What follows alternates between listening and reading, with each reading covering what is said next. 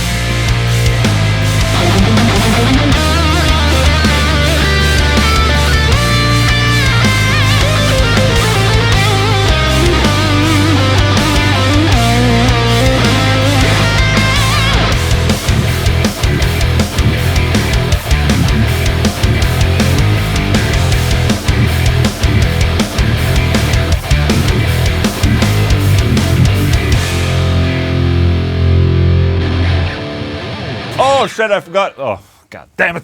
Ha!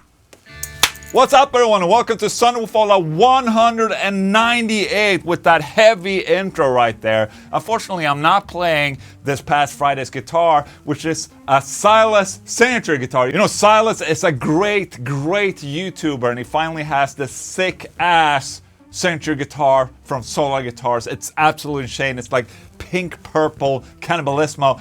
Here it is. Look at that. Right there in my hand. Hello. All right. Hope you guys are having a...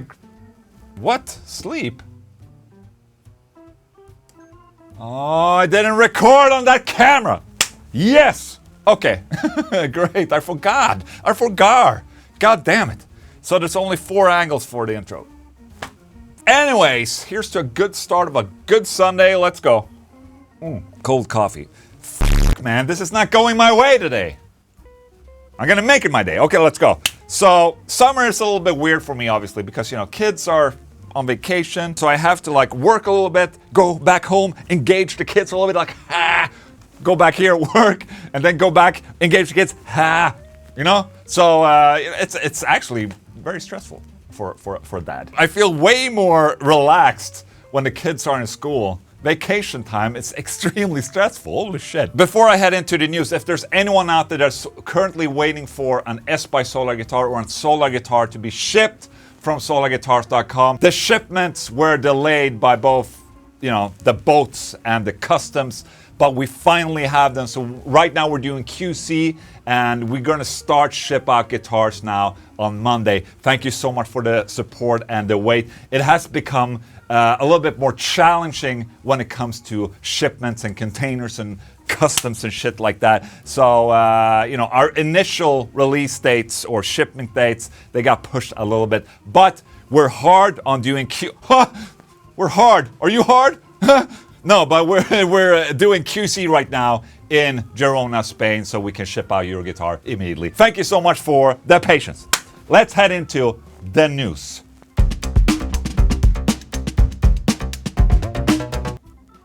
Dude, my screen is so dirty from all my...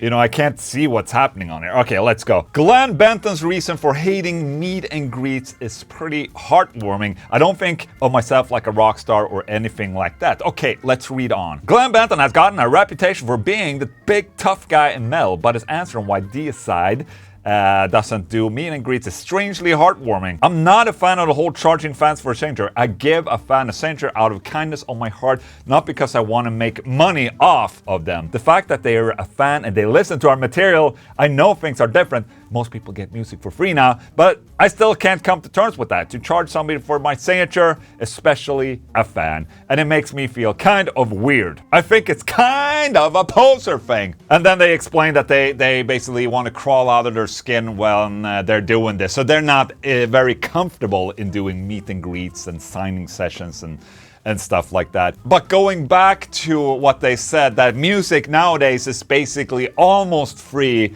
or, you know, streaming platforms made, you know, the value of the music lower. The artist is not making as much money per listen or per sale as back in the day. So artists nowadays have to resort to having signing sessions and VIP meet and greets and stuff like that. And that's to basically be able to go on frickin' tour. I'm going on tour with BERNTH and Charles Berthaud next year with the Escape the Internet tour, and to be able to even get on that tour, because the cost of touring is so much, we have to do VIPs. We have to do VIP sessions. I mean, ours going to be VIP with, I guess it's going to be some kind of Q&A and lessons and stuff like that, but also photographs and shit.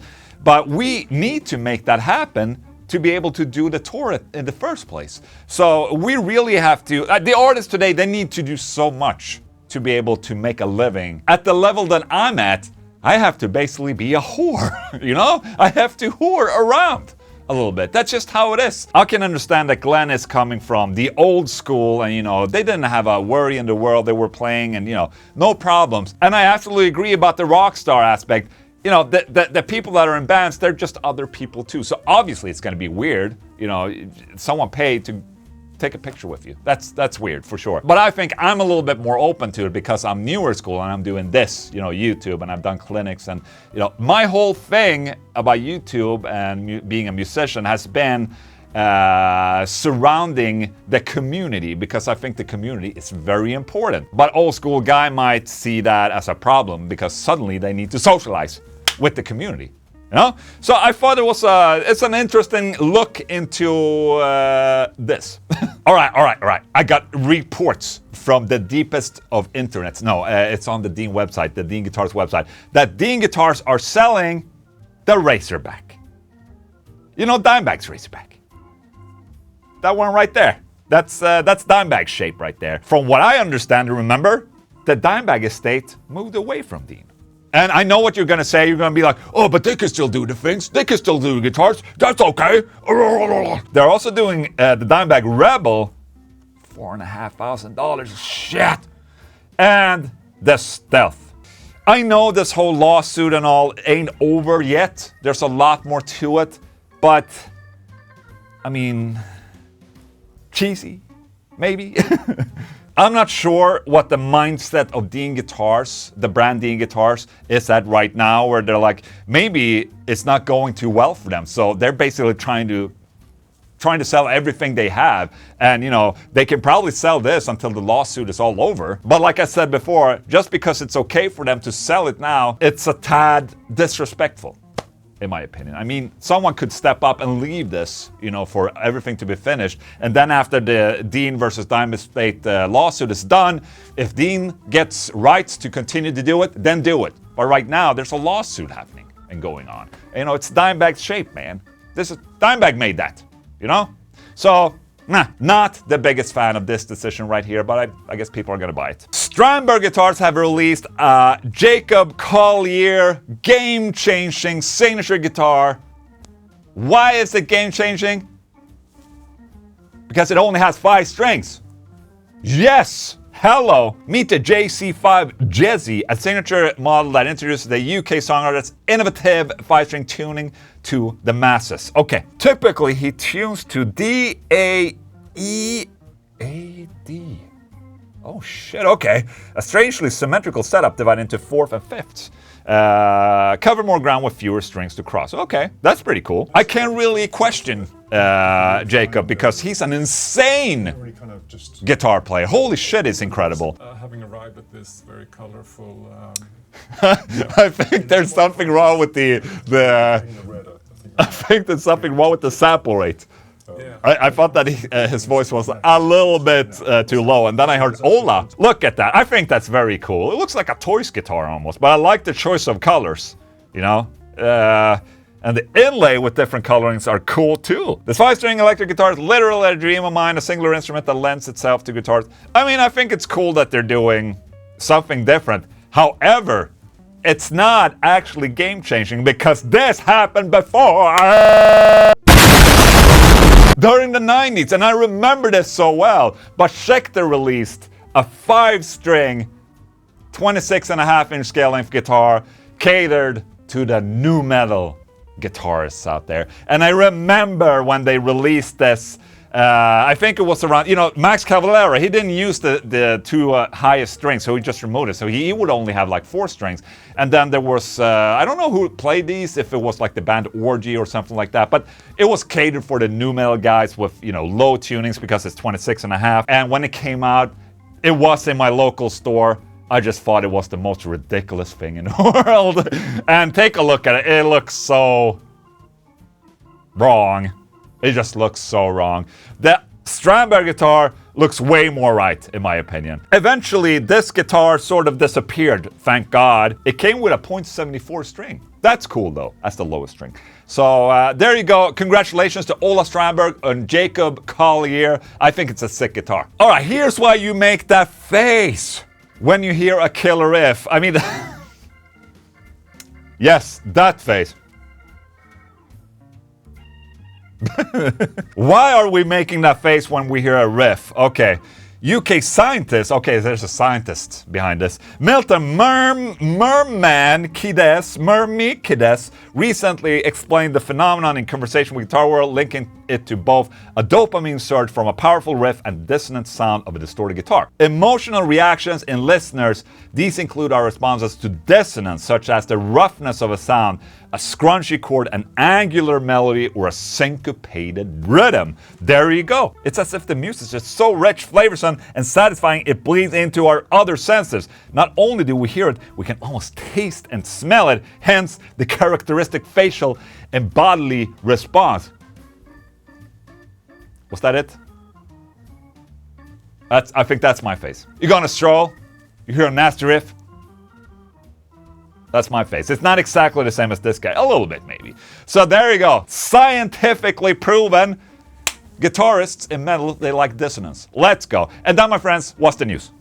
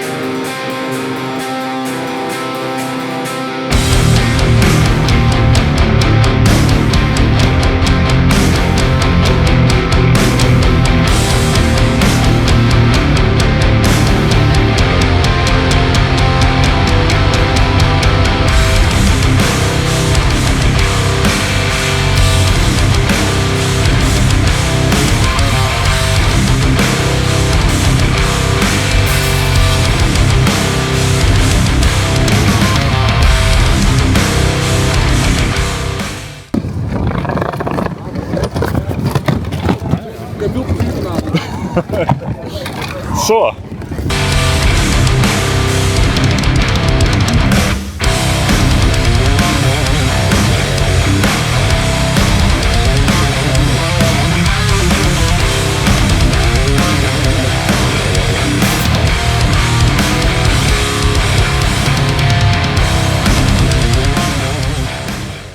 So room right there. We're in the Netherlands.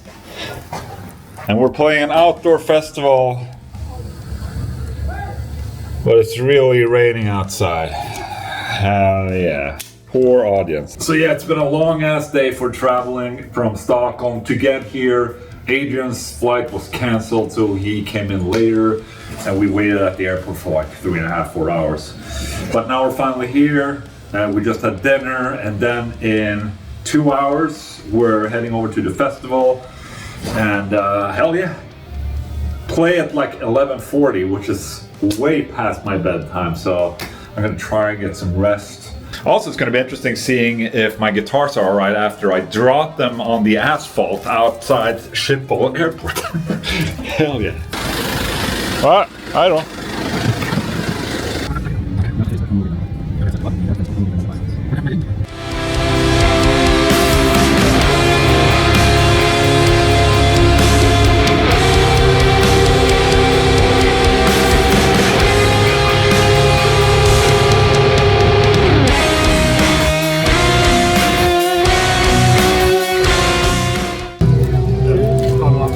Oh.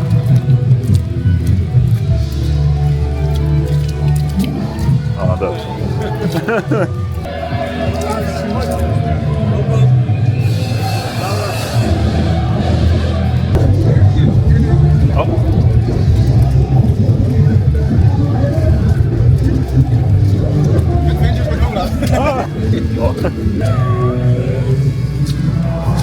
Oh my lord. Holy shit. Oh.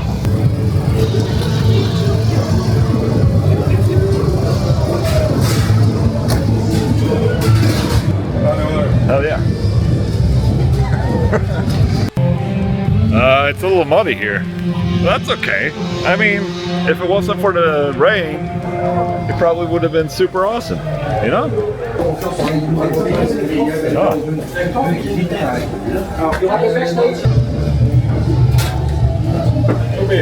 Thank you.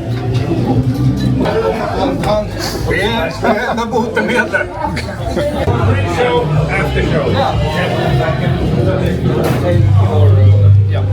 I know.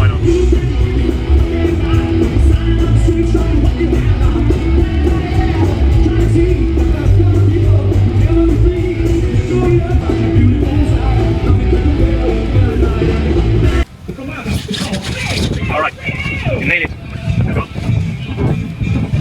Look at that. Dude, that worked. Fuck yeah, man. I'm ready. Fucking hell. Oh shit. Oh. All good, man. I'm a pro.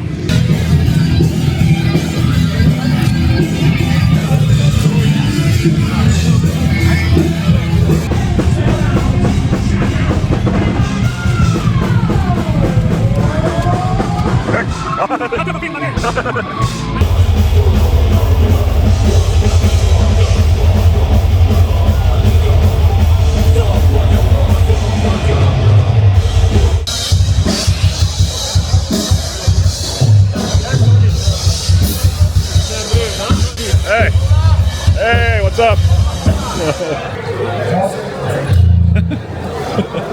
Okay. Huh? So maybe I move everything a bit to the front. Yeah. I don't think. No, but yeah, sure.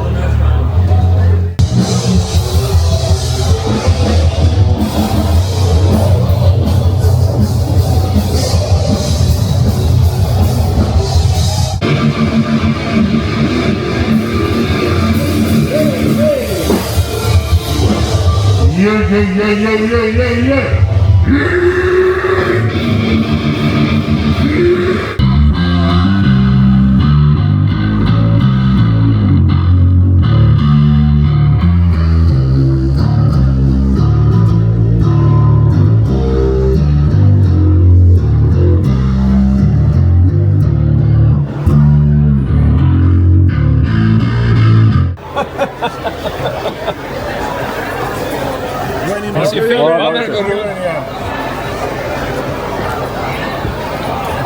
We're doing the huts.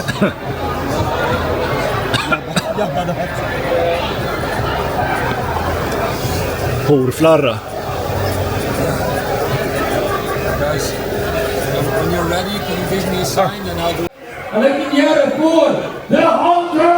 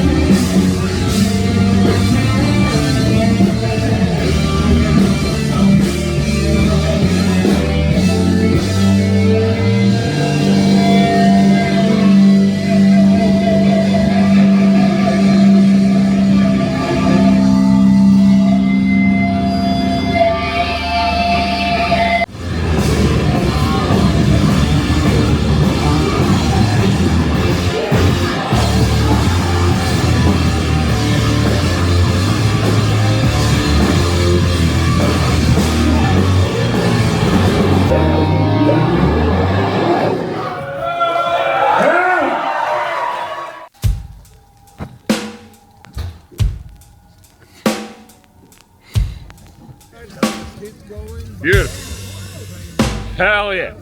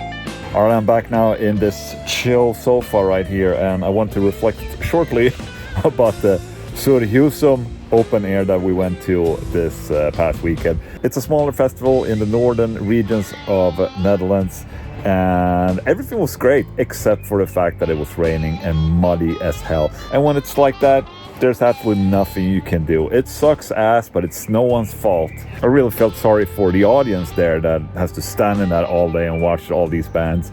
And but there was some real troopers there that was there the whole night. We were the last band of the festival, so kudos to everyone that stood there and endured, I would say.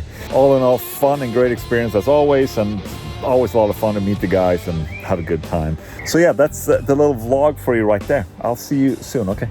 Question of the day, the section of SWOLA where I answer your beautiful, beautiful questions. If you have a question, put them in the comment section of this video and I might feature you in an upcoming SWOLA. Today's question is from Julian Ellison. Do you already know with what gear you will be doing on the Escape the Internet tour? So this was a question that I got on my recent video where I was trying to Fender Toolmaster live with the Haunted, and I've been experimenting a little bit with what modelers to use with the Haunted, for instance, and that's why this question came up in that video. He was asking what gear I'm going to use for Escape the Internet tour, which is next year with BERNTH and Charles BERTOUD. I'll link the tickets up here. You can go check it out. We sell VIP tickets, okay?